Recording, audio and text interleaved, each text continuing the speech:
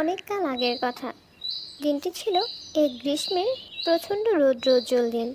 সূর্যের ঝলমলে আলো আর পাখির কলকাকলিতে মুখর হয়ে উঠেছিল জঙ্গলের চারিদিক। একটি ছোট্ট পিঁপড়া মনের আনন্দে গান গাইতে গাইতে নদীর পাড় দিয়ে হেঁটে যাচ্ছিল, আর আকাশে উড়ে যাচ্ছিল নানা রকম পাখি। পিঁপড়েটির হঠাৎ পানি পিপাসা পাওয়ায় সে নদীতে পানি পান করতে গেল। না না না রে না রে না, না না না রে না, আহা কি আনন্দ আকাশে বাতাসে। ওরে বাবা রে, আমাকে বাঁচাও, ডুবে গেলাম রে, বাবা রে কেউ বাঁচাও। নদীর ধারে গাছের ডালে একটি ঘুঘু পাখি বসে পিঁপড়াটি ডুবে যাওয়া দেখছিল। হায় হায়, ছোট্ট পিঁপড়াটা কি ডুবে যাচ্ছে নাকি?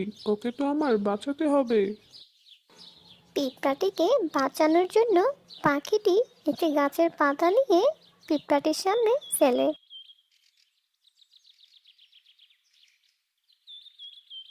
এতে করে পিঁপড়াটি পাতায় বেশে নদীর তীরে উঠে আসে।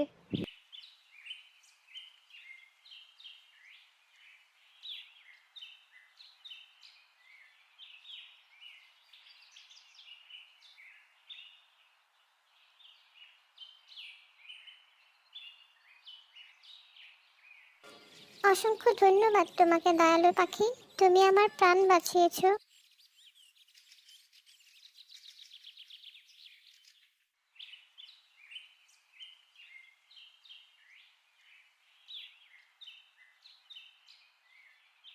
কয়েকদিন পর এক শিকারী ঘুঘু পাখিটিকে শিকার করতে যায়।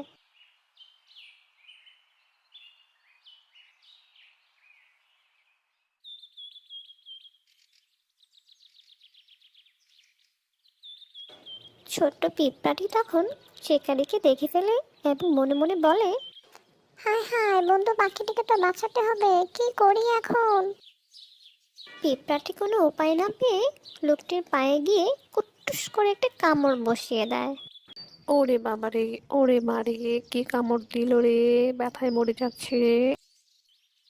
শিকারি চলে গেলে ঘুঘু পাখিটি উড়ে এসে পিঁপড়াটিকে বলে, তুমি আমার প্রাণ বাঁচিয়েছো বন্ধু, তোমাকে অসংখ্য ধন্যবাদ। এরপর থেকে পিঁপড়া আর ঘুঘু একে অপরের বন্ধু হয়ে যায়।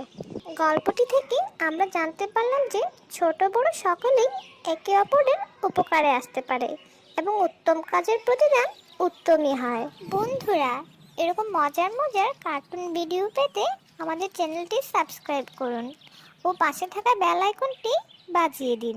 ধন্যবাদ।